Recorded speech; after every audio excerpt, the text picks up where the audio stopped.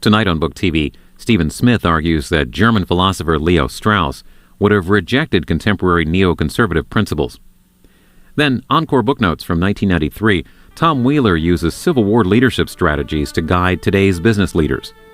And at 7 p.m. Eastern, Dangerous Nation, Robert Kagan discusses the history of American influence with Pulitzer Prize winner Thomas Friedman.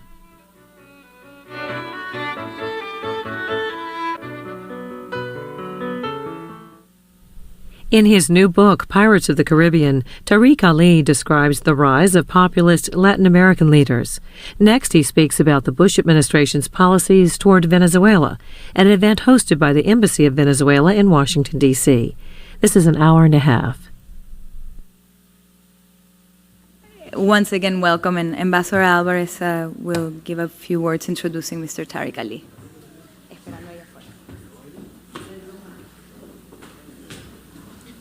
Good night, and thank you for coming. Thank you, all of you. I would like to recognize Ambassador Dagoberto from the Cuban Interest Section in Washington. Dagoberto, welcome. I think we also have a representative of the Bolivian Embassy. Welcome, my friend. And, we have friends, all of you, and thank you for coming for us when we knew that Mr. Tariq Ali was coming to the U.S. to present his recent book with a very interesting title, as you might see. I'll leave it for you. And we were very happy to open the Bolivarian Hall for this presentation, and we will have him talking to us for a while, and then we would like to just offer a cocktail in the residence so we can interact, and you can interact with him and among ourselves. So again, thank you very much for being here. This is what we have built this hall precisely as a way of presenting ideas, discussions, seminars, and cultural events. And we are, as I said, very happy to be today hosting Mr. Tariq Ali in the presentation of his book. We have also the people from Politics and Prose, they are the editors, and you have there not only the new book, but the old books of Tariq. And so again, thank you very much, and then we will have Mr. Tariq talking to us, and thank you again for coming. Bye.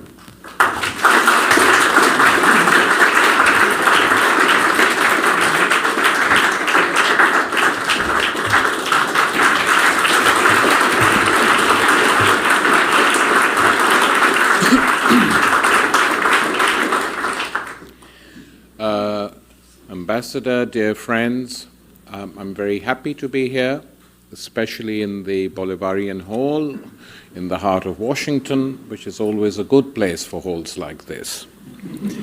I'm here on a tour of the United States to discuss my new book, a book which is called Pirates of the Caribbean. And the pirates are Fidel Castro, Hugo Chavez, Evo Morales, and we mean pirates, of course, in a good sense, because there was a tradition amongst the old pirates of democracy, of sharing with each other, of accountability to each other, and these are the traditions which we recover, and of course those pirates were always regarded as outlaws.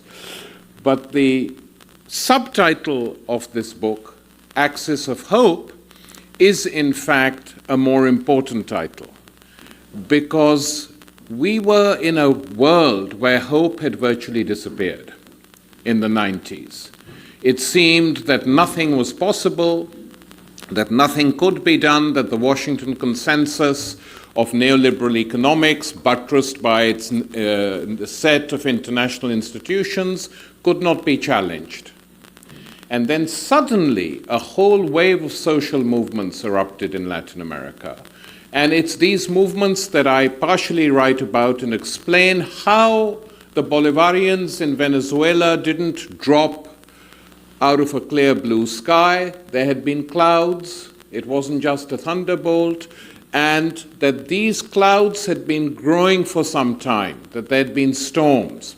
And many people, especially in the United States, imagined that the first revolt against neoliberal economics and globalization took place in Seattle in 1999. Well, it was what happened in Seattle when the kids came out against globalization and for global justice was very important, but the first real revolt against the international institutions had taken place in Venezuela 10 years previously, in 1989. The Great Caracazo, an uprising of the Venezuelan poor against the decision to implement IMF World Bank policies implemented by a social democratic government which had promised people it would do the exact opposite. And tens of thousands of people came out in Caracas and neighboring towns and were shot dead. The exact figures of those killed we still don't know because there were some buried in mass graves. But between 2,000 to 3,000 people was the figure provided by the investigation which was carried out by a hemispheric organization 10 years later. And the killing of these 2,000 to 3,000 people created a dramatic change in the country and aided movements in Venezuela and elsewhere to challenge this. And inside the army, Hugo Chavez and other officers began to ask why the army, and especially raw soldiers, had been used to carry out these killings. And most people don't understand the importance of this. And the rebellion organized by radical officers inside the army to get rid of a government which had killed its own people was an extremely popular rebellion. And it was defeated because there were no mass movements and insurrections which came to support them. And Chavez then did one thing which is virtually unprecedented, not just in Latin American history, but in the history of most continents. He appeared on television in Venezuela and he took responsibility for the rebellion and said it failed. I accept total responsibility for that. To accept responsibility for a defeat in public, unheard of. No one does it. He did it. And that enhanced his popularity with the country as a whole. So the point I'm making here, and which I develop in the book, is that you can't understand what happened in Venezuela unless you understand the history of what took place in that country. And the reason the traditional political parties got extremely discredited was partially because of these killings and partially because of what they promised the people. I mean, if you look at some of the rhetoric that was being used by preceding governments, it was very radical rhetoric compared to what Chavez says. The previous president said that the IMF was an organization that carried out genocide against the poor. Those were his words.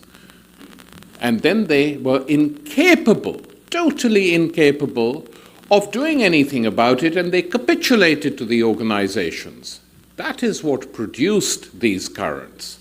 And that is the importance of what is taking place in Latin America today, because the victory of the Bolivarians then began to create a chain process. That if it's possible in Venezuela, many people asked, in Latin America, in other parts of the country, of the continent where the problems are the same, why can't it happen here? Why can't we do something like that? Now, what was this something which frightens the Western establishments so much? What is it? What it is that this is the first time since the Washington Consensus and the 90s that a political movement has come to power led by a very charismatic and dynamic political leader. And they have basically decided to challenge this consensus, but not challenge it in a crazy, thoughtless way, challenge it in a fairly careful way to defend the interests of the poor in their own country who elected them. That is essentially what is going on. The utilization of oil money to create what is basically at the moment a social democratic welfare system, to give the poor rights they had not enjoyed before. Now, what is so ultra about this? Nothing. But in the world in which we live, a world totally dominated by neoliberal economics, and a world in which the elites are deep in neoliberal sleep, this was a shock because it woke everyone up saying, oh, we thought nothing could be done, but here is a leader who says that something can be done and begins to do it. The process has only begun. It's not very old. Begins to do it. And this challenge to the established order, I would say a very moderate challenge, brought about as a result of 5 victories, democratic victories in Venezuela, is what created the crisis. And that is what they cannot forgive him, that he carries on and continues to be elected. What to do if people carry on electing a politician? Well, there are obvious things which you can do. You try and topple him. How to topple him? First, you organize a coup d'etat. That's the traditional way of toppling popular governments. You organize a coup d'etat. You buy a few generals. You find a corrupt businessman to make president. You send him to Madrid so he can be tried out for a presidential sash. And then you carry out your coup. And because it's been successful in the past, you think it's going to be successful again. But this time something happens. That neither the soldiers nor the poor are prepared to allow this coup to succeed. Nor are many junior military officers. And there is a rebellion in the country, and so within 48 hours, Chavez is back in power, so the coup fails. And it backfires sensationally against those who attempted to carry it out and those Western powers who backed them. And still they don't learn their lessons. Or there's another way, the way which was used to topple another great elected president in the continent of Latin America. In the 70s, Salvador Allende in Chile. How was he destabilized? Big strike waves backed by some of the most reactionary politicians in the country to destabilize the country and to create a situation where a coup became inevitable. We now know that this coup was plotted not far from here in Langley, Virginia. We know that because it's public, it's in the public record. We know that Henry Kissinger, who still nips in and out of the White House advising Bush how to get defeated in Iraq, that he was responsible for masterminding that coup against Allende. So they thought, let's try that. So you pull out a corrupt trade union linked to the oligarchy, bring it on strike. You bring out on strike middle-class professions like doctors and teachers. And you know, in the several discussions I had with Hugo Chavez, I once asked him, I said, when did you feel the most threatened? And he said it wasn't the coup so much, because I was quite confident that the soldiers would not let this go too far. He said, when I really felt nervous and upset was when these strikes were taking place, because they were trying to destroy everyday life for the majority of people in our country. A coup was just an attack against me, so they arrest me or kill me. But here they were attacking the population.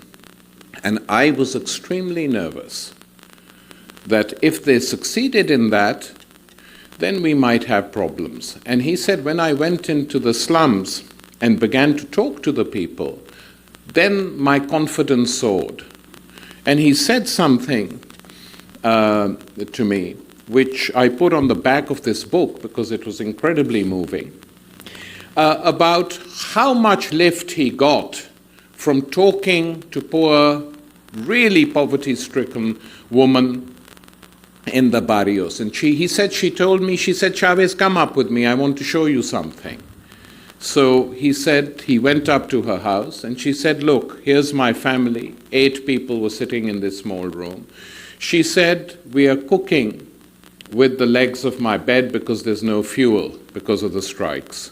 She said, tomorrow, she said to me, tomorrow we will use the whole bed. The day after that we'll use the chairs. The day after that we'll pull our doors down and we'll burn them to make some soup. We don't want you to give up.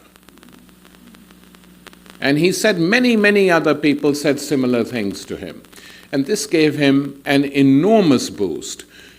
And of course, in material terms, here the help of the Cubans was absolutely decisive.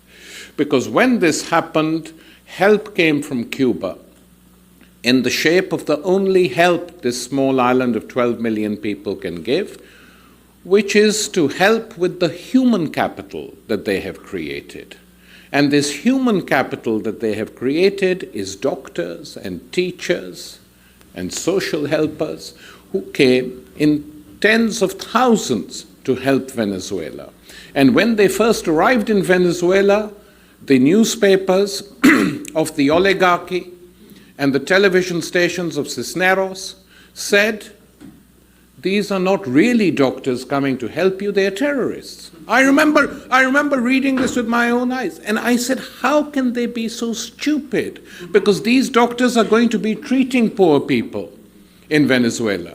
People will know, including people who vote for these opposition parties, and there are many of them, even they will know, and that's exactly what happened. The impact of these clinics and cheap free medicines, free medical treatment in their own areas, in different parts of the country, had a gigantic impact. And here you had a very concrete example of what we can call the Bolivarian process, a continental process where one country helps another in its time of need. And this is the importance of the idea, which is, still an idea. And some people think it's a utopian idea. I think it's a very realistic idea of a Bolivarian federation spanning the entire continent, because this is the best and most constructive way in which to build the continent, in which to develop it, in which to cater to its human needs, and in which to make it strong so it can confront any power which challenges it. That's the way to do it. And people forget this in different parts of the globe, that if you allow yourself to be singled out one by one, you can be, and you can be destroyed. When you unite not only within a country but with other countries and create regional networks, then it can have a massive impact. And the help Cuba gave Venezuela and the help Venezuela gave Cuba is one of the more inspiring stories of the 21st century, the beginning of this century. And then we had the major development of the victory in Bolivia, which was also remarkable and which also was the result of giant social movements in that country, which had campaigned against the privatization of basic utilities like water. That's how these movements arose. And Evo Morales is the beneficiary of these mass social movements. And he knows that. He says it in public.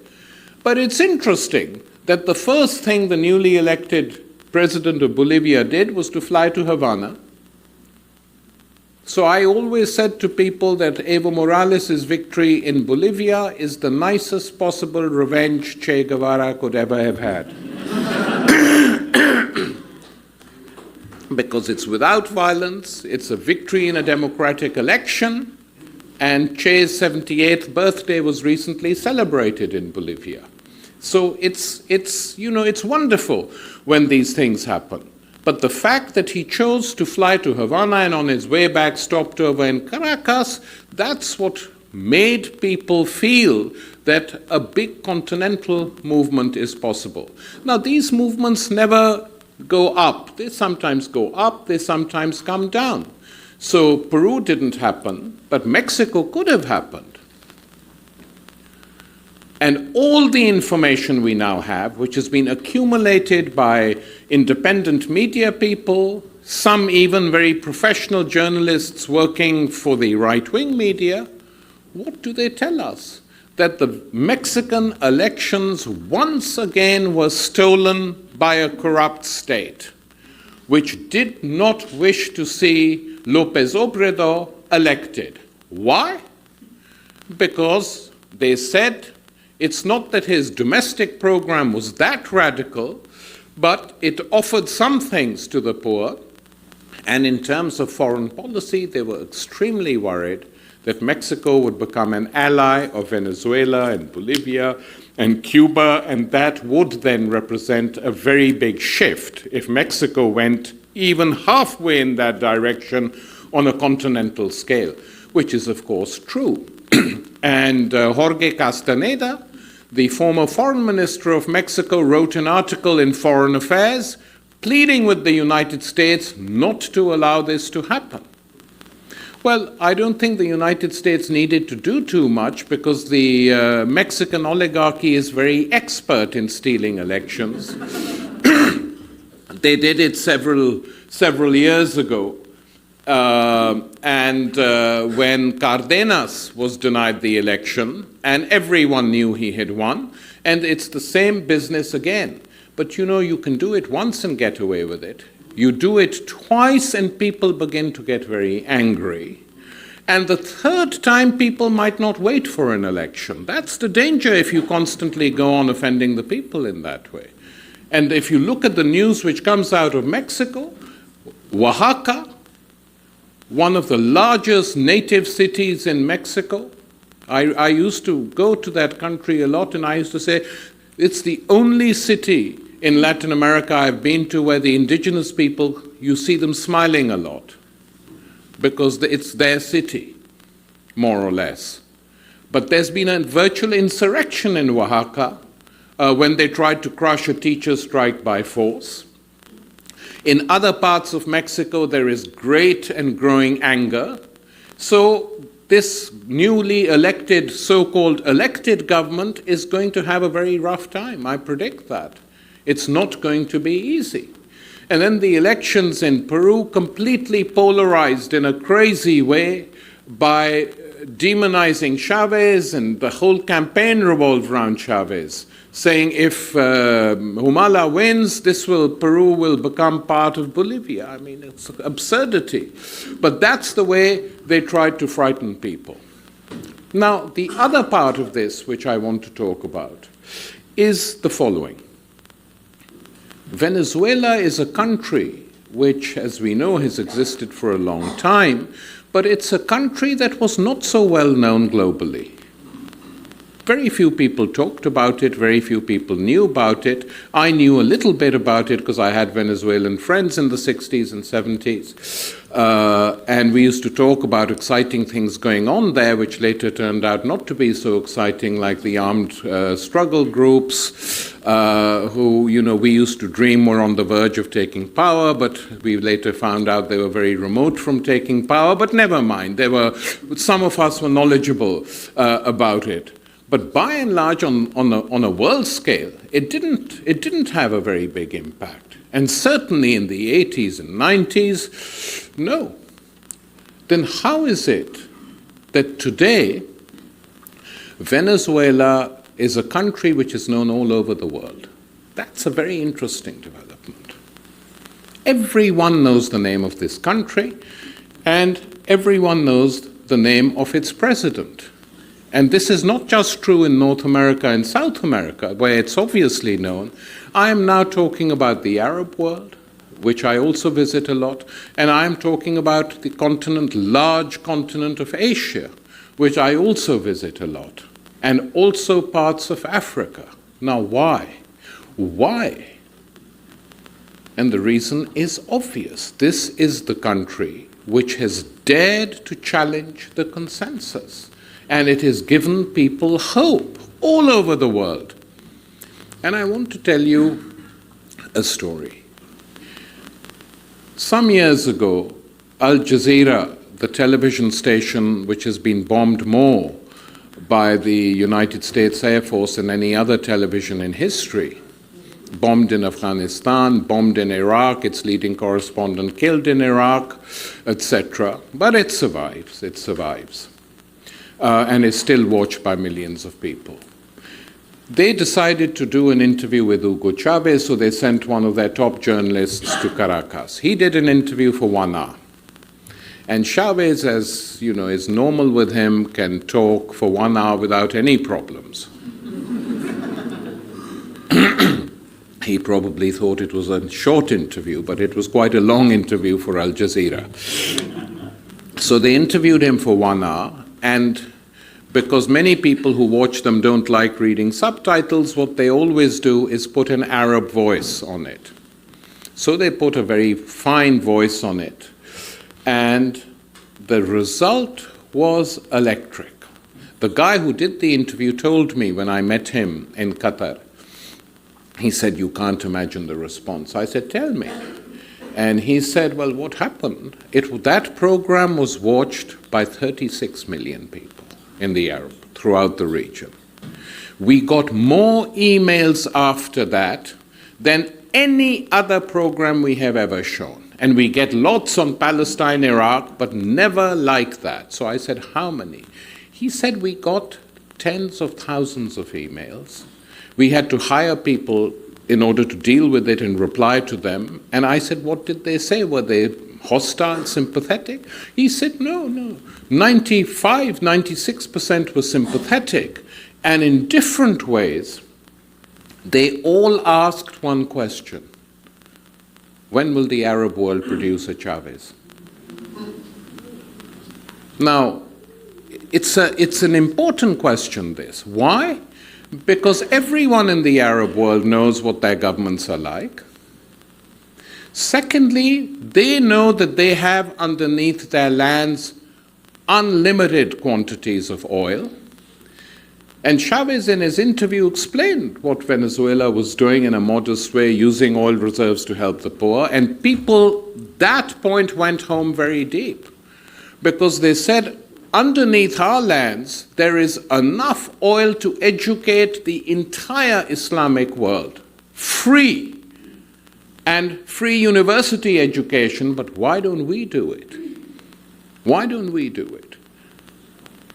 That's the question which many people asked. And so the impact of Venezuela on that level has been enormous on a global scale. And I encounter it, and I'm often asked questions in the strangest places about Venezuela and Chavez. And that has not happened before, and that the last time this happened, of course, when the world was in the late 50s and 60s, at the height of the revolutionary wave and the success of the Cuban Revolution, and the victory against Batista. But since that time, and especially since the 80s and 90s, this has not happened. And that is what creates a feeling amongst people that hope is possible, that it's possible to do something, that we shouldn't despair. And in fact, you know, if I was running the United States, of course, a lot of things would be different, but if I was running the United States, I would be pleased that these are governments which are coming to power through democratically elected systems. They are enhancing democracy. They are enhancing accountability. They're trying to help their poor. The more these countries create a self-sufficient societies, the less they could think there'll be the big desire to cross the borders and come to the United States, because people only leave their own countries when nothing's available. So it's linked to the whole question of the migrations. No one wants to leave their villages or their towns. They only leave because they can't find any work. And if you help to create societies in which work is possible and in which dignity is possible and in which people can respect themselves, they won't leave. Why come then to a country where they're not respected and where they're treated virtually like slaves? So why do that? But they don't, one of the problems with the leadership of the United States is that they are not visionaries. They don't think. It's just the short term and thinking in terms of constantly in terms of friends and enemies. Who's our friend? Who's our enemy? Which is not the way in which an intelligent political leadership in the Western world should operate. You have to ask the question, who are the enemies of the people in their own countries? What do people say in terms of friendship? Who are their enemies? Why do they vote for these people? That's a question they don't ask. So we have seen in recent years, after these attempts to defeat Hugo Chavez undemocratically, through coups d'etats, through strikes, failed, then a campaign of demonization began in the international media. And in fact, I discuss this at length in the first few chapters of my book, that this was a campaign not confined to the United States. This was a campaign which affected most, not all, but most of Europe as well. And it's really interesting. If you do, for my sins, in order to write this book, I had to go and read all this stuff, which was quite painful. But I did do it, and I found virtually the same arguments and the same language utilized by the New York Times, the Financial Times, the Economist, El País, Le Monde, Folha de Sao Paulo. All the press, including sections of the liberal press, essentially utilized the same language. Why? Because they feel threatened. They are not prepared to tolerate in this new global order even 10% diversity. The whole world has to be the same. And the whole argument which this turbocharged capitalism puts forward is that the reason globalization, the way we're carrying it out, is important is because it creates diversity. Like hell it does. Just look at the world. Where is it diverse? The only countries that are diverse and try to do something are attacked and demonized. And one of the ways in which they do this now, both fight wars and fight psychological wars, military wars in the Middle East, psychological wars and political wars and ideological wars against Latin America. For this, they need a big pillar, and that pillar is the media. The globalized media networks now provide that, which was not the case, by the way, during the Cold War. During the Cold War, the media, television as well as the print media, was permitted some space to have investigative journalism, to be critical. Why? Because at that time it was vital to show the citizens of the Soviet Union and Eastern Europe, in China and places, look, in our country the press is totally free, people can say this, people can attack the president, people can do whatever they want, but in your country it isn't. Since that world disappeared, they don't need to prove anything to anyone. So the entire system of media management and media manipulation has been tightened up. It's been tightened up, and increasingly space for dissident voices has virtually disappeared in the United States. In Europe, there are still a few possibilities, but in the United States, it's virtually disappeared. I mean, if you look at someone in this country who is a major figure, intellectual figure, whether you agree with him or you disagree with him is something else, but he is a major intellectual figure, Noam Chomsky. How often do you read Noam Chomsky in the New York Times? Once every 3 years? Usually they give him an op-ed piece once every 3 years. So it was very important that even on this small level, Hugo Chavez in his United Nations speech advised the American people to read a bit more Noam Chomsky. And you know what was surprising was not that Chavez said it, but that so many Americans followed his advice.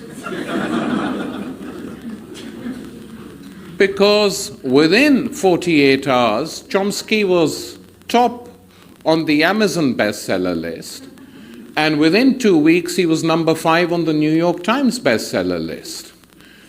And I sent him a note saying that, since I was always telling you about Chavez for many years and you wouldn't listen, I should get part of the commission.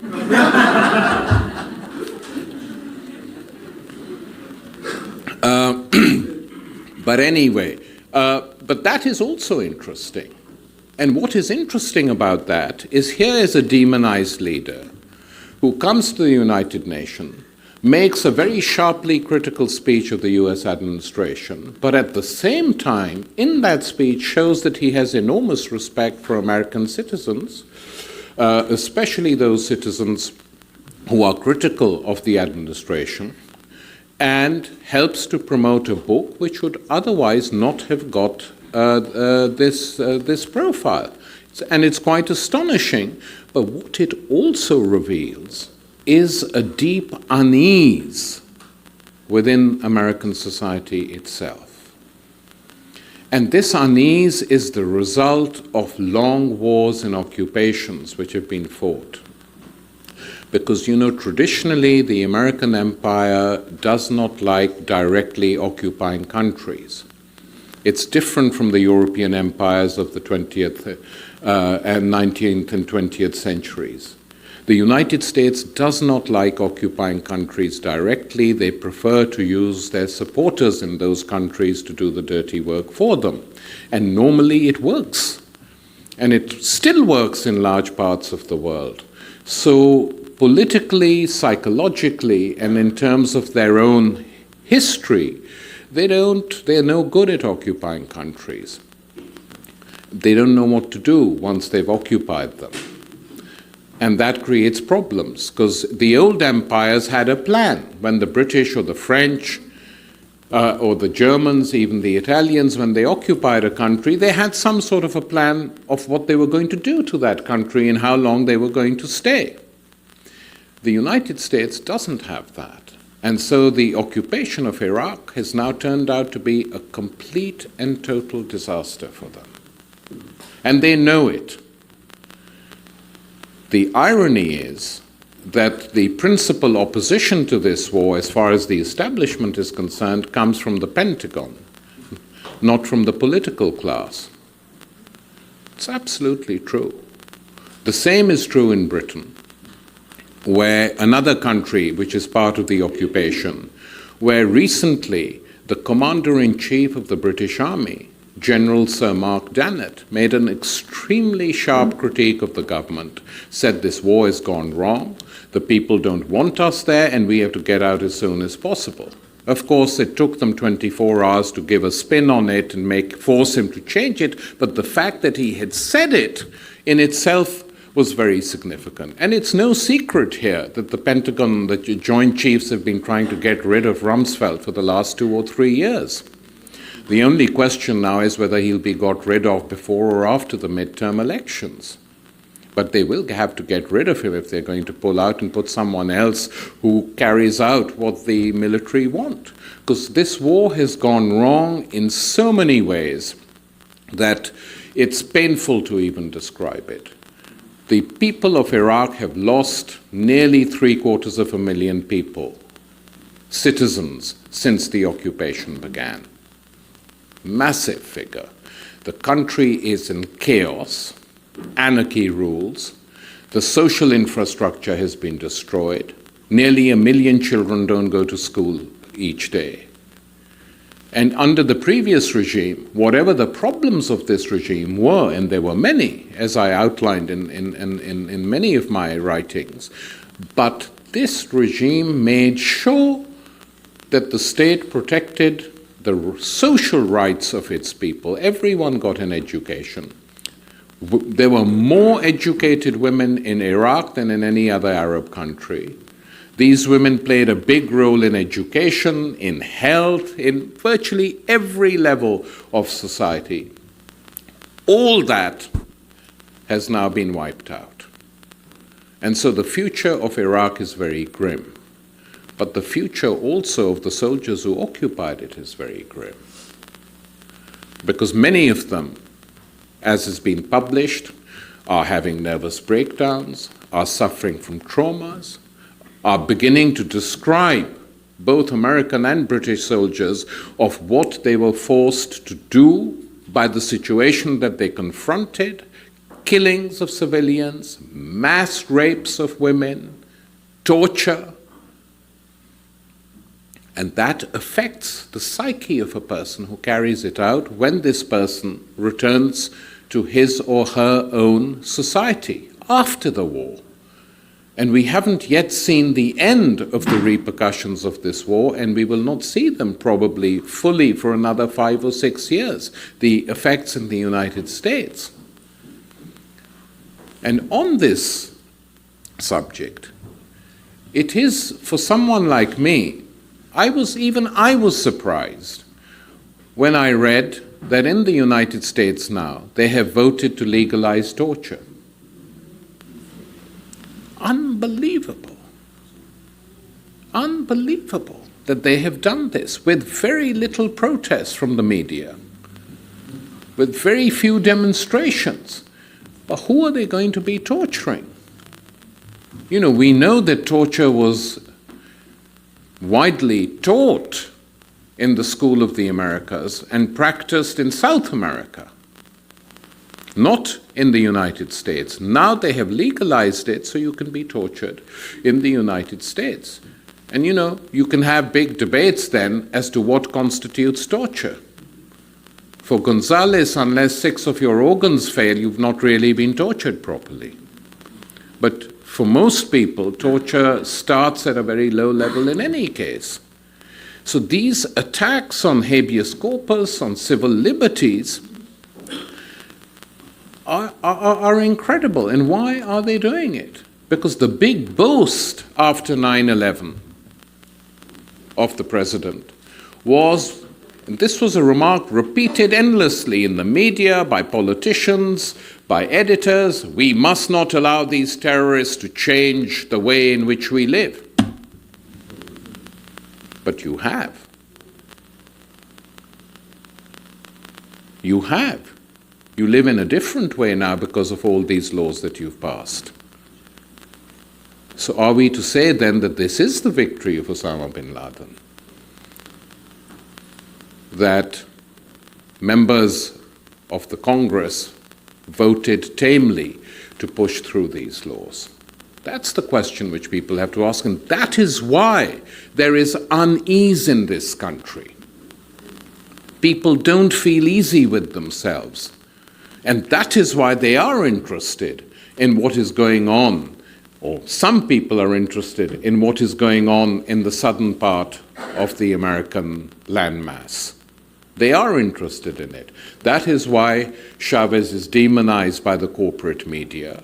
And that is why even people who are critical of him are interested in him. Can't be said of many Latin American leaders in this country. Because, as you know, we know it's regarded as their backyard, and most American citizens wouldn't be able to name 6 Latin American capital cities if you asked them. So at least now they understand the geography of Venezuela, and what its capital city is called and what its president is called.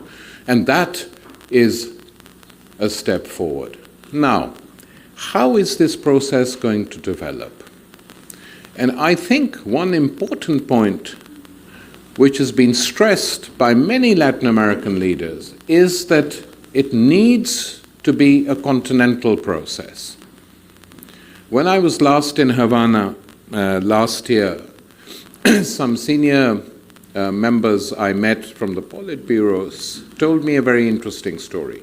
They said one question that Fidel really hates foreign journalists asking is, after Fidel, who? Because it's boring, it's a cliche, but also because Fidel says they don't understand the history of our continent. Why should a successor to Fidel come in Cuba? In other words, he sees himself rightly as a continental figure. That's how he is seen by most Latin Americans, even by those who don't like him, as one of the great leaders produced by that continent in the tradition of Bolivar, Martí, San Martin, etc. And he says, after Fidel Chavez, and after Chavez Morales, and after Morales, our great continent will throw up other people. What's the big deal? And that is a good way of looking at it, because it looks at it from the perspective of the whole continent and not from the vantage point of simply one country. And this continental vision, which of course, as Hugo Chavez reminds us many, many times, comes from Simón Bolívar, the liberator, who had this dream. And it was a dream which was betrayed during his own lifetime, alas, but it was a very noble dream. And this dream has now been revived. So many people think that Chavez is using Bolivar in a sort of, why is he using him? Well, he's not using him, he actually believes in that dream. And the fact that many, many people are now forced to go and read Bolivar is a very good thing, because many of the things written in that period make a lot of sense today. Bolivar was successful in driving out the Spanish Empire from Latin America, and he refused to give up till that was done. And if you read the historical accounts, both in history and the amazing novel of Garcia Marquez, you see that the desire not to stop till the job is finished, a refusal to compromise. Many times compromises were offered, many, many times. And he said, I'm not going to do it. Because if you compromise, they will stay in this continent for times to come. They will use the compromise, make their bases, and stay. And that is a very interesting idea from Bolivar. And this is an idea which Hugo Chavez has learned very well. And that, by the way, explains sometimes when he appears to people to be slightly over the top. He's not that. At the back of his mind is this notion that my job is not going to be done until and unless the successors of the Spanish Empire in our continent are gently, not by violence, but gently removed, as far as we are concerned, out of this continent, so the continent can be free again, can think again, can breathe again, can speak for itself again, can speak in many different voices to defend its integrity. That idea comes straight from Bolivar. And you don't understand Chavez unless you understand that. Because his thinking is not dogmatic. It doesn't come from a particular philosophy. It comes essentially, as he says many times, from reading very closely the works of Bolivar and Simón Rodriguez, another interesting utopian thinker from that revolutionary period of the 18th century. So it's a leadership. The radical leaders of Latin America are leaders who have a real sense of history. And it takes me back sometimes hearing the Chavez's speeches, which are very different from those of Fidel Castro, by the way, but what both share in common is an amazing sense and understanding of history. They know the history of their continent, these guys, and that gives their language enormous power when you compare it to politicians who only think about today. And then when they only think about today, the only times they think about tomorrow is when they are thinking where their bank balances will be after they are out of power. Where are the interest rates highest? That's what they think about. Because this is a neoliberal world in which money dominates everything. Money creates power. Money dominates politics. Without money, you cannot be elected President of the United States. That is not true in Latin America. Without money, you can be elected president of Bolivia, of Brazil even, of Venezuela. You can be. But in the Western countries, increasingly, you can't. And so it's this understanding of history which gives them the strength, the political strength, because they know we have learned lessons from history, both from our victories and our defeats, and we must avoid what led to those defeats in the years that lie ahead. And so it was that most people had thought that the 21st century would open up and be the century of total domination of the world by the Washington Consensus. Everyone thought that in the middle of the 90s, virtually everyone. And a whole swathe of people who once were progressive-minded, radicals, socialists, Marxists, guerrilla fighters in this part of the world or that part, went with that tide. It is impossible to travel around the world today without running into people who were once on the left and who are now serving in neoliberal governments. All over the world, Latin America, Europe, Asia, I often run into people I used to know in the 60s because we were on the same side at that time. Sometimes they don't want to see me, they hide their faces and walk away because they've got nothing left to say. What can they say when they're defending this order? That's the importance of what is going on in Latin America today. That is the axis of hope. And this hope is very important. And even if this hope has a utopian side to it, a belief in utopia is extremely important for the life of this planet. Because a world, Oscar Wilde once said, a world in which utopia is obliterated from the map is a world not worth living in. But what we are seeing in Latin America, in my opinion, are not utopian experiments. They are very realist, very necessary experiments. And here too, Hugo Chavez has operated extremely intelligently, moving forward when he sees that the enemies have failed. Every time they fail, he moves forward. They try a coup, he moves forward, cleaning out some of the more reactionary elements inside the army. They try the strikes, he moves forward by creating a network of schools, clinics, etc. So he's been so far extremely clever in the way in which he has worked, and this is to our advantage. Because people who say to me, and often I debate Venezuela with people from the right in different parts of the world, and what drives me crazy is when they say he's an authoritarian. I said, I know he has friends who wish he was authoritarian. A few of his friends wish he was authoritarian, but he's not. And I said, I'll tell you why he's not. Because you give me the example of any other country in the world where the entire private media and television networks are implacably opposed to the government, hostile to it, have abused its leader in racist language which would not be tolerated in any Western country.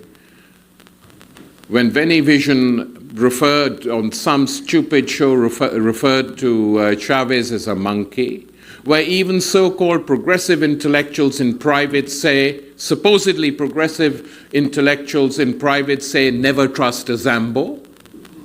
A Zambo, for those of you who don't know, is someone of mixed black and indigenous blood.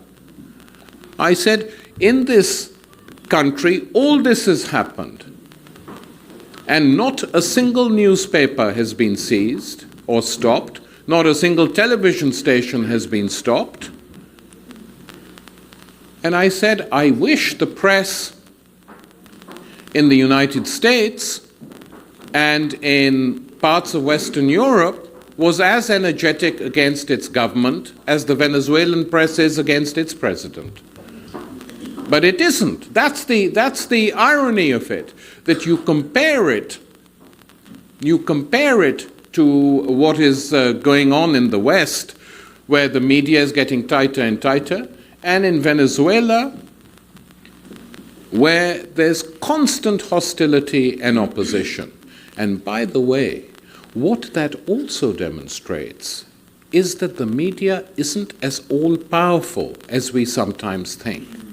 That if you have real popular support and genuine social movements, you can override the media. That's what they did in Venezuela.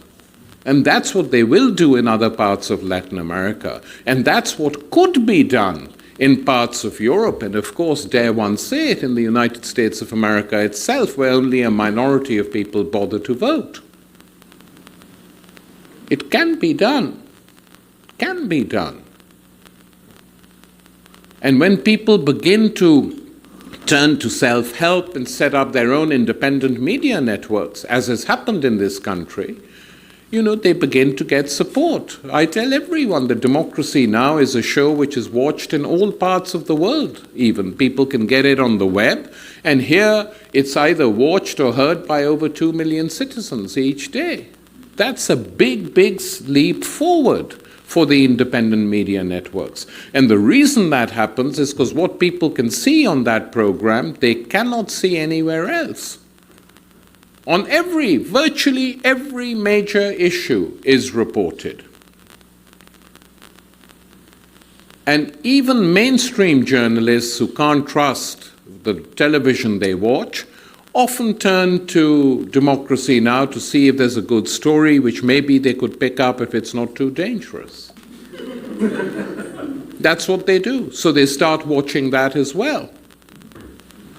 And so the point I'm making is that what Venezuela has done and what the Latin American turn and the revival of hope has done is to empower people in different parts of the world. That's the most important aspect of it, to give people an idea of their own strength and to make them feel that if the Venezuelans can do it, we can do it, not to mimic them, but do it in our own way, to try and achieve the same results.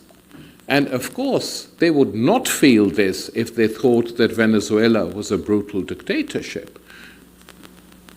And in fact, no one ever calls it that, but the use of the word authoritarian is so common in virtually every major newspaper in the world that it's frightening the way in which this disinformation is spread and the lies are told.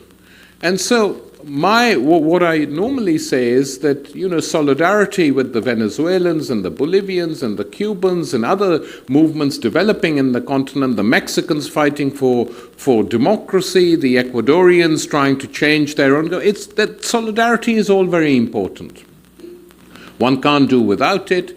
Help is needed, and especially solidarity in the sense of disseminating what the truth is about these societies and not what appears in the global media. That's all goes without saying. But ultimately, real change will come when people move beyond solidarity and begin to create a different style of politics and a different style of organizing through social movements, initially in one or two areas, then they spread, because what is obvious, and here I don't just talk about the United States, because this is a global phenomenon, that the impact of globalization and the total domination of politics by capital has meant that the democratic processes are themselves being hollowed out. And if you have parties of the center left or the center right who disagree with each other on very little, then people begin to get disillusioned with democracy. And if you have supposedly two political parties fighting for power, which have no differences at all on any major issue, then people have the right to ask that what is it that we are witnessing? Isn't this reminiscent in some ways of a one-party state, but with a one party but with two different masks, which can be worn at different times? And this style of politics is now, I think, actually incapable of defending democracy, democratic rights, democratic accountability, as we have seen with some of the laws that have been passed without any mainstream opposition of any sort at all. And here, the lesson of Latin America is very clear. We have to learn from it, and we have to try and recreate it in different parts of the world. And the fact that one can say this in the year 2006 shows how much the world has changed from what it was in the late 90s. Thank you.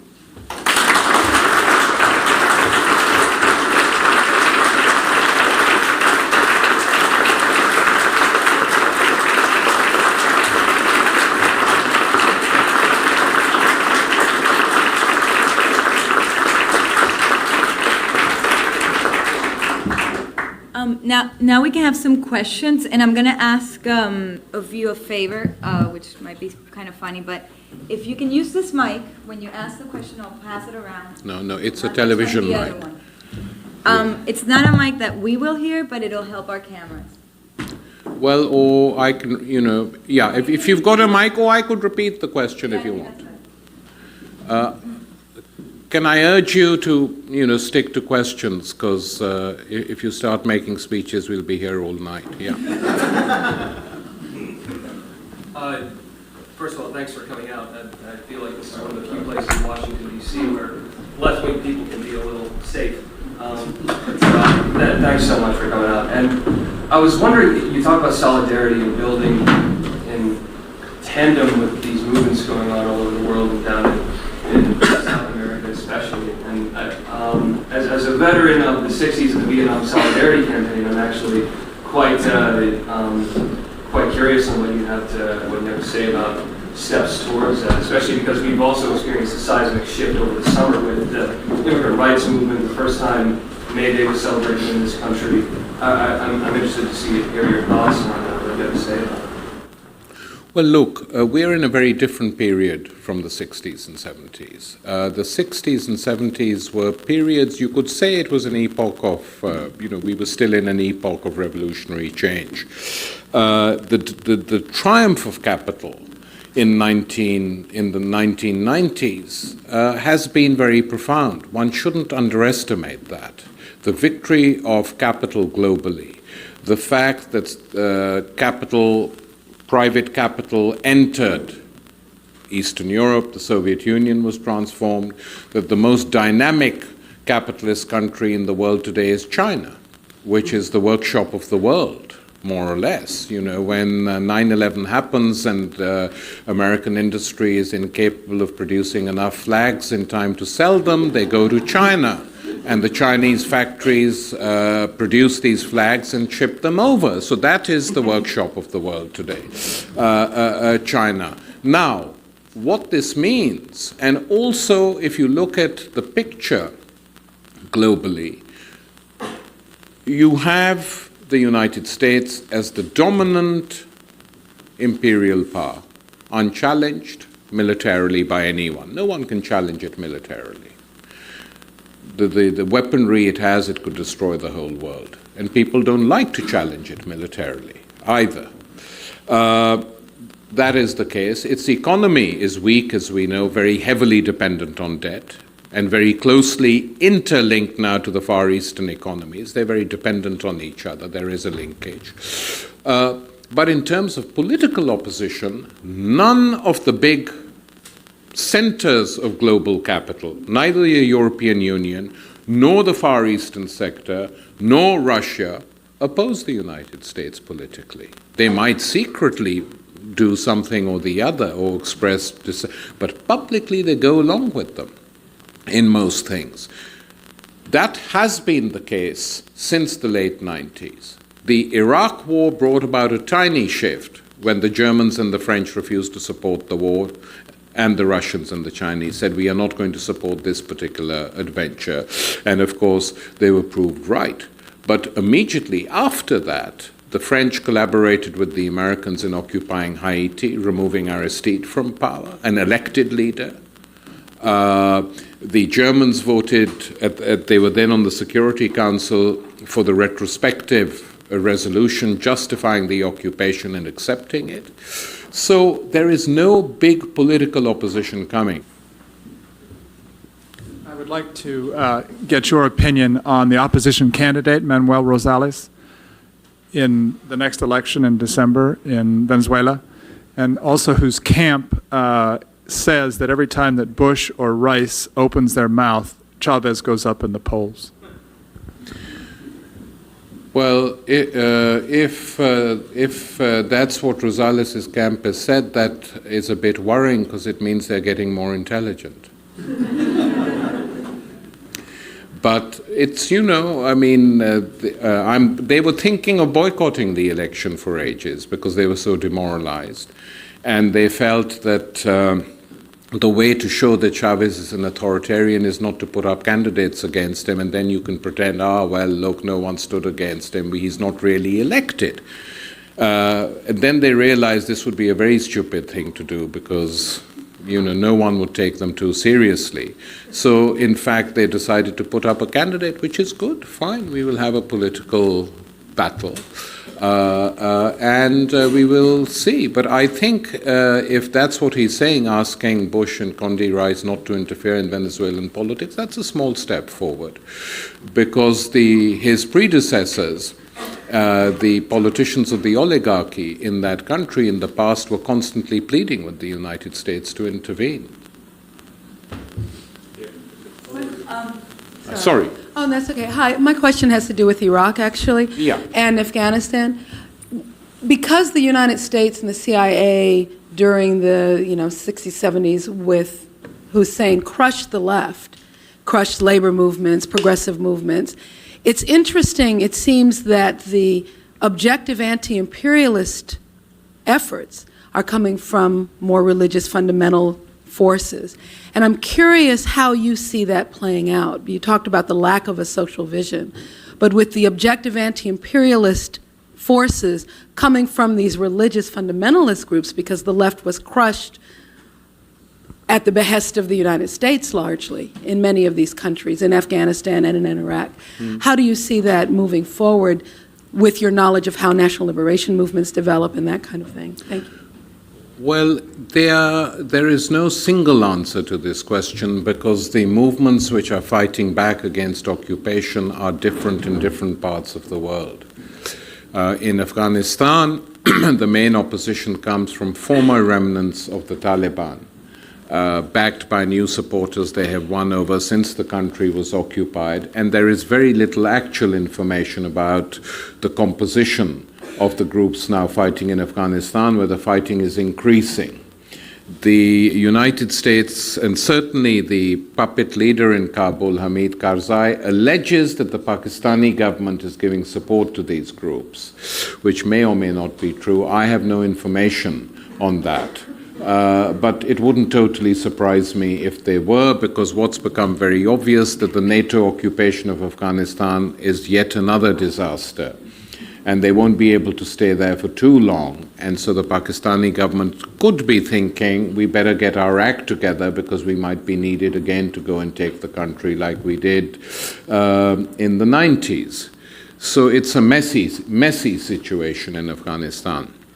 In Iraq, the resistance by and large has been led by former units of the Iraqi army who knew that Saddam Hussein would not be able to resist and who 6 weeks before the invasion did something very intelligent. They disbanded.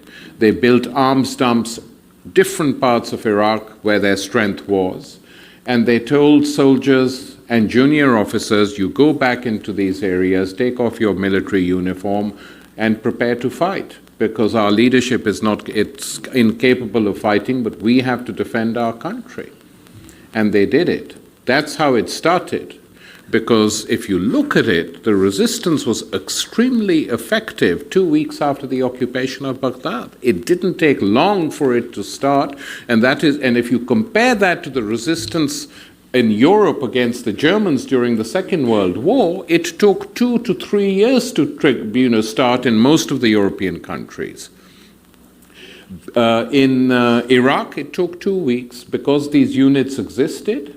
They were trained, they knew how to use weapons, and they had stored enough weapons and military and built arms dump all of the kind. The United States has now admitted this. What I'm saying is not a secret because they found out that's how it started. Subsequently, religious organizations developed because there was nothing left, and the United States decided to ban the old Baath Party.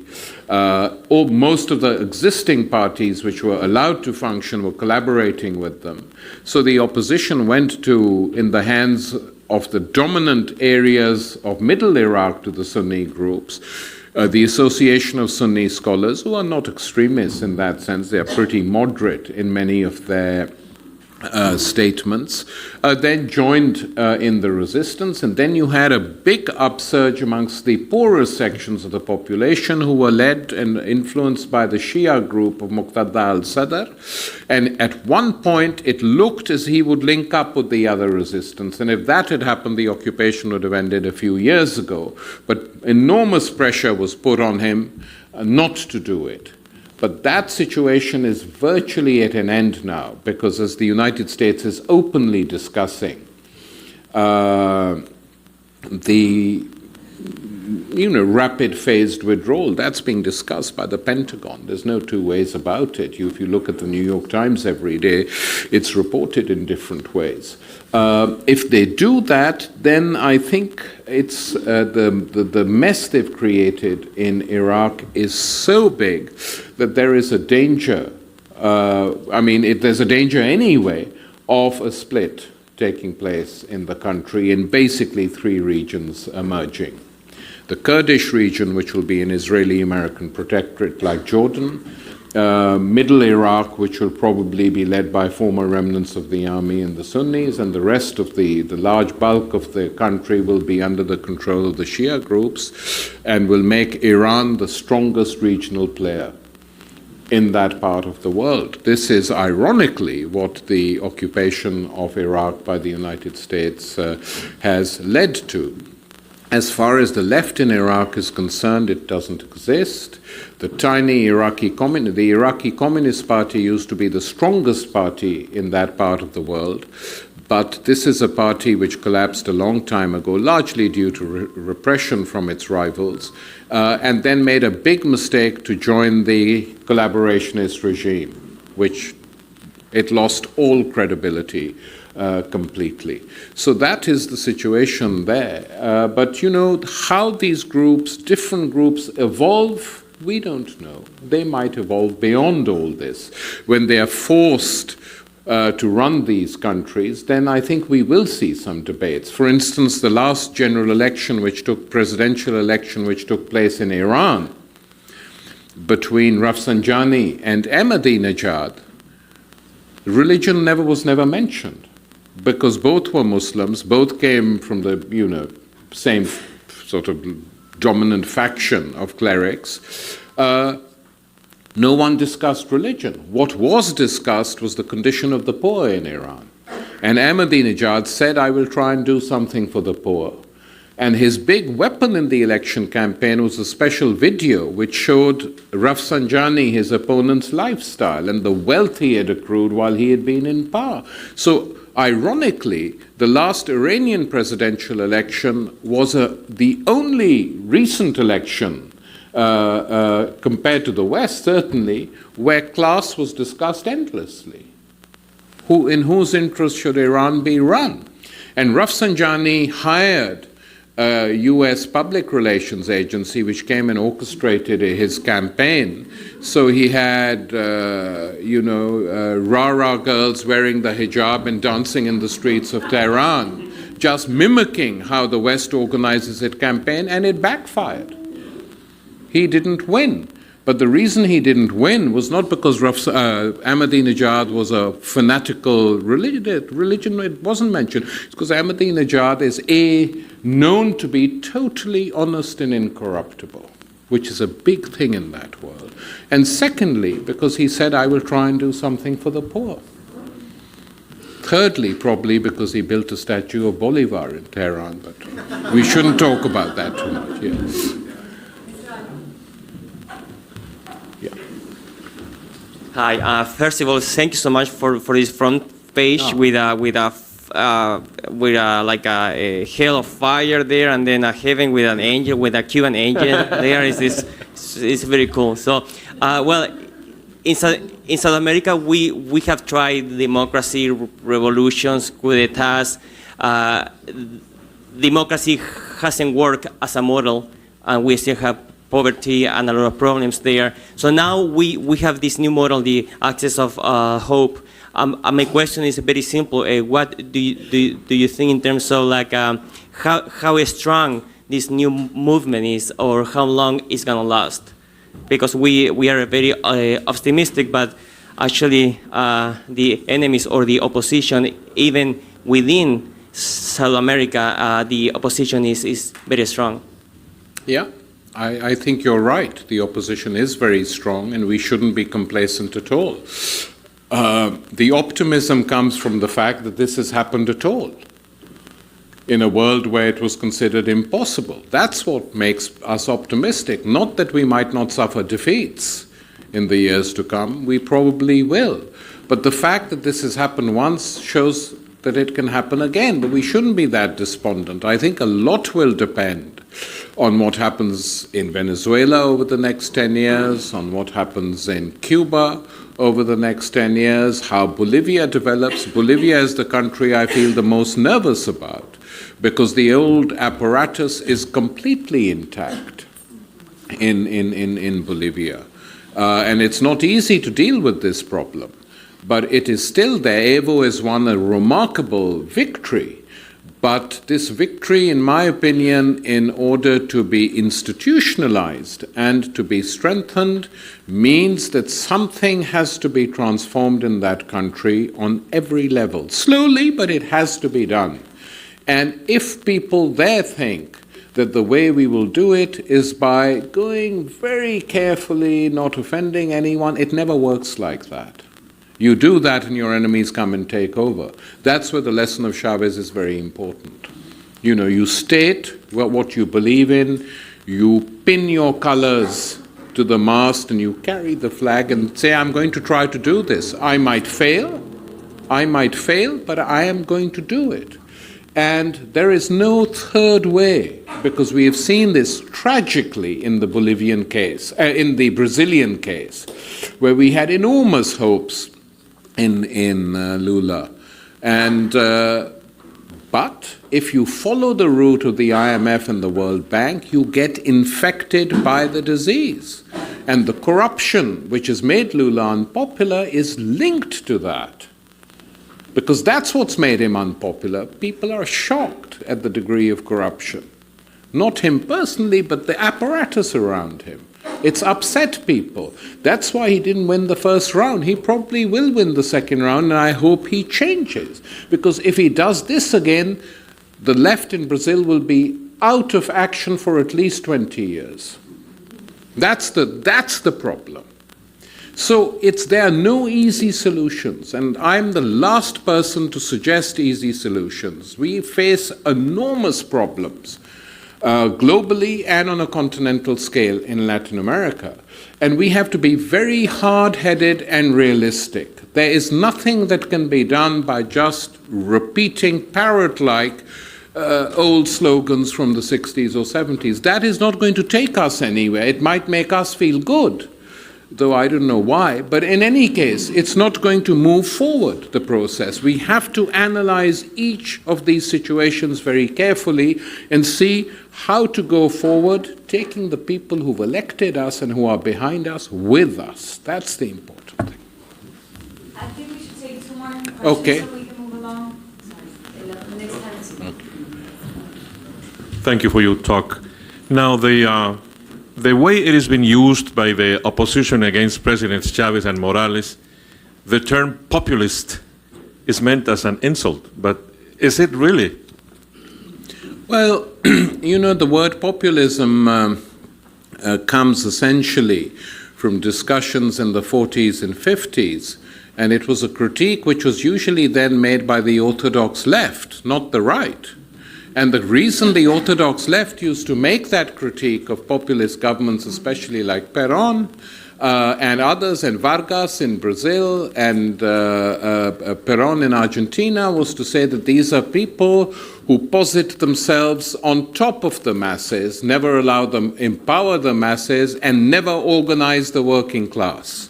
They are not based on the working class. And there was sometimes it was exaggerated, because in the case of Argentina, Perón, whether you like him or not, actually did organize the Argentinian working class, and they won enormous gains, which is why you had a large Peronist movement for years or decades afterwards, and still have today. So you can't ignore that. But this critique was usually made from the left, from orthodox communists or other groups on the left. Why the right should find populism unpleasant, I don't know. I mean, it's a misuse of the word as far as they're concerned. They don't actually understand it, or what it was, what it meant in an analytical sense in the past, and they use it because they think it sounds bad. That's the only reason. But what they mean, it's a code word. The use of the word populist has become a code word for saying X is a populist, Y is a populist, X and Y are not doing or not behaving according to the norms of the Washington Consensus. That's all. Anyone who doesn't do that is a populist. Well, that's the definition, really, in the modern world. And if that's the definition, the more populists we have, the better.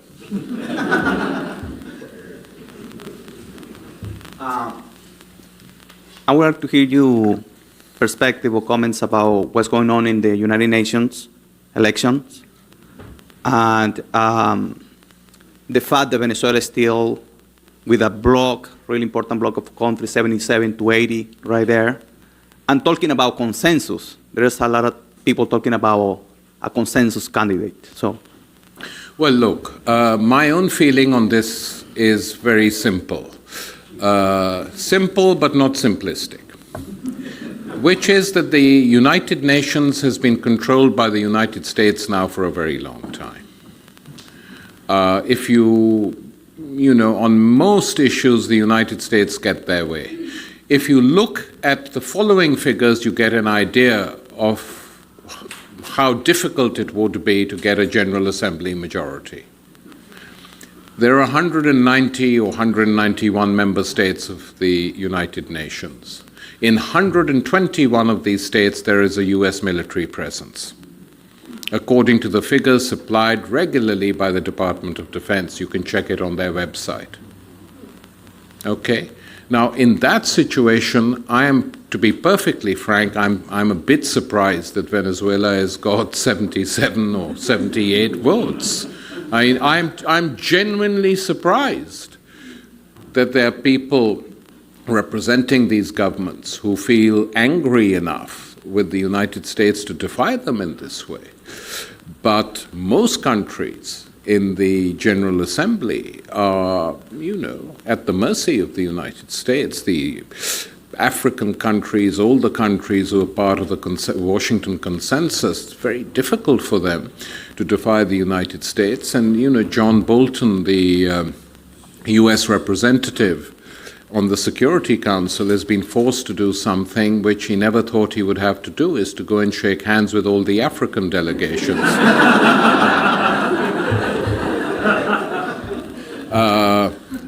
Sitting in the General Assembly. So some good has come out of this,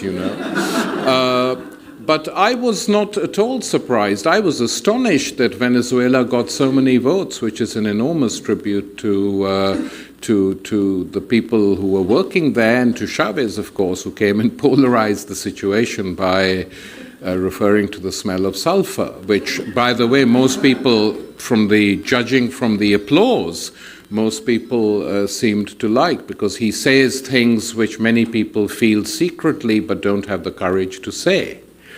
Because many people, even if they have to be, are forced into this, slavery is an emotive word, but subservience, actually secretly hate the person they're subservient to. Many of them.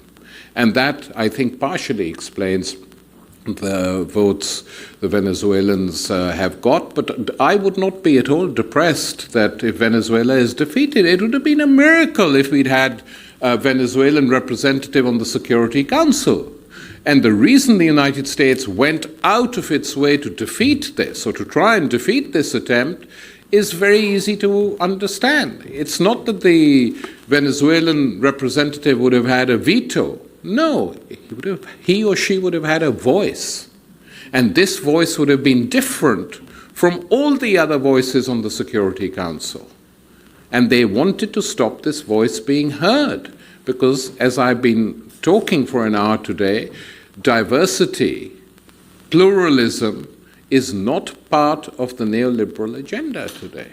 And a voice which spoke on behalf, in the Security Council, on behalf of the imprisoned masses of our globe, would have been a popular voice. So they went all out to try and stop it. And we shouldn't be surprised that they've won. We should be surprised that Venezuela got so many votes in the first place.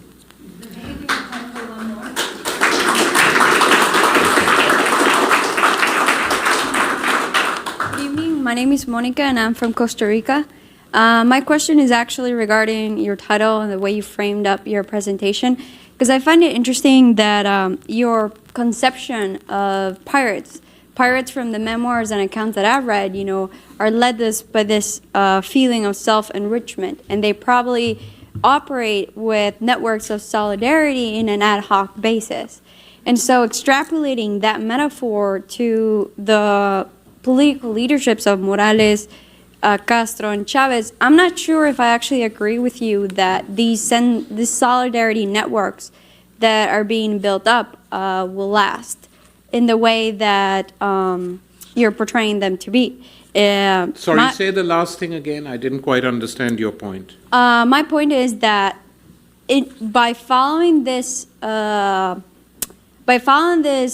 style of leadership that Chavez has been, which is really spontaneous, very different from what has preceded him or any other leader in Latin America, I'm not sure if you think or you would agree that there's also a sense of distanciation from within Latin America itself, from other Latin American countries, which think Chavez is actually going too far with what he's trying to do. And in his trying to do those sense of solidarity that he's trying to portray by, echoing Bolivar and stuff, he's not actually achieving through his practical steps what he might generally try to do. Well, it's an interesting point. I wouldn't get too worked up about the pirates as a metaphor. I only did it as a joke. So we shouldn't try and construct too elaborate theories around it. But there was a work by a captain, Charles Johnson, written in 1724. in which he referred to pirates as marine heroes, the scourge of tyrants and avarice, and the brave assertors of liberty. I read that in a book on pirates, and it gave me the idea. And then I read quite an interesting thing, because I was reading a lot on Bolivar for this book, and I read an amazing description, because I reread the famous novel by Marquez, and he has this description of Bolivar, the general in his labyrinth. At that time, writes Marquez, and by the way, that novel was the best researched historical novel ever. The guy spent 2 years in libraries so that he got nothing wrong. He writes, at that time, he, Bolivar, had the outlandish appearance of an exotic vagabond guerrilla. He wore the helmet of a Russian dragoon, a mule driver's espadrilles, a blue tunic with red trim and gold buttons, and he carried the black banner of a privateer, hoisted on a plainsman's lance, the skull and crossbones superimposed on a motto in letters of blood, liberty or death. So Bolivar was a pirate too. And maybe we should have had him somewhere up here. But as to the other point you made, look, sometimes you get leaders who go 80% of the way you want them to go. Sometimes you get leaders who go 50% of the way you get them to go. And sometimes you get leaders in this neoliberal world who go 0% in the way in which you want them to go. So if Chavez for you is even 50% right, for me is about 80% right, it's a big leap forward. And this could never have happened if the Bolivian poor hadn't decided to come out and vote for him. Because if you followed what has been going on in Venezuela, the campaigns by the oligarchic parties and their media have been amongst the most disgusting campaigns I have seen. And I follow quite a few in terms of the language used, the brutality of the language used against him. The only way he could defeat the media was through popular support. And the way he organizes that popular support is quite effective. It's not enough. And I think this is a weakness in the process. It should be better organized, and we need to create more institutional structures from below. It's too dependent on him. But nonetheless, he has polarized Latin America. And in order to polarize people on a political position, you have to be very hard and firm, like Bolivar was. And you decide what the issue you're going to polarize them on. Bolivar did it, no compromise with the Spanish Empire, and Chavez has done it, no compromise with the social, economic, military, foreign policies of the American Empire. That's what he's done it on. And sometimes you may think he goes too far, but if he didn't go that far, he wouldn't polarize a discussion around it. The whole of the Latin American continent is now discussing on whether they like him or hate him, they are discussing which way forward. And that discussion actually enhances democracy. Because if you don't have any discussion, it's pointless. You're completely disengaged. That's the importance of the Venezuelan process.